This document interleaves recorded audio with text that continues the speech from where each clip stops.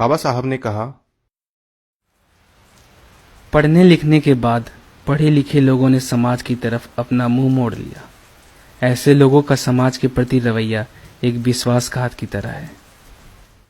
यह बात 31 जुलाई 1956 की है। बाबा साहब हमेशा की तरह शाम के समय अपने 26 अलीपुर रोड में बैठे हुए थे और काफी उदास थे।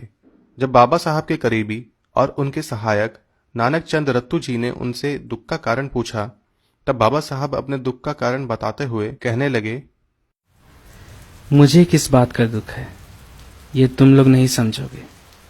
मुझे इस बात का बहुत दुख है कि अपने जीवन काल में मैं अपना कार्य पूरा नहीं कर पाया और मेरी ये इच्छा थी कि मैं अपने लोगों को बाकी समाज के साथ साथ राजनीतिक सत्ता के हिस्सेदार बनते देखूं। मैं यह देखना चाहता हूं कि मेरे समाज के युवा भी राजनीति में आए। स्वर्णों ने भारत की राजनीति पर अपना कब्जा जमाया हुआ है। मैं भी अपने लोगों को राजनीतिक सत्ता का हिस्सेदार बनते देखना चाहता हूं।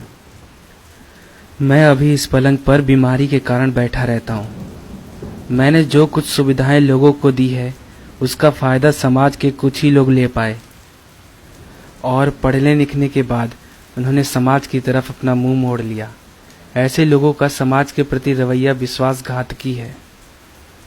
मैंने जैसा सोचा था उससे कई ज्यादा वो लोग स्वार्थी निकले। वो केवल अपने लिए जीने लगे। ऐसा जीना समाज के लिए आत्मघातकी साबित होगा। मैं हजारों लाखों लोगों तक मेरा काम पहुंचाना चाहता था जो आज भी भारत के अलग अलग राज्यों में देहातों गांवों में रहते हैं, जिनकी आज भी आर्थिक और सामाजिक स्थिति वैसी ही है जो हजारों सालों से रही है। पर अभी मेरी जिंदगी कुछ ज्यादा नहीं बची। मुझे मेरे जीते जी मेरी किताबें बुद्ध एंड हिज धम्मा और revolution of counter revolution in ancient India, riddles of Hinduism का प्रकाशन करना था, मगर मेरे जीते जी ऐसा मुमकिन नहीं लगता।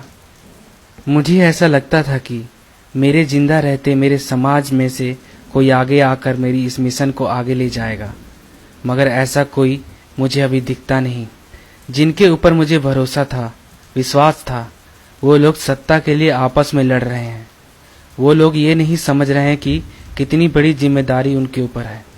मुझे और कुछ साल इस देश और इस समाज के लिए काम करने की इच्छा थी, मगर अब जिंदगी ज्यादा बची नहीं।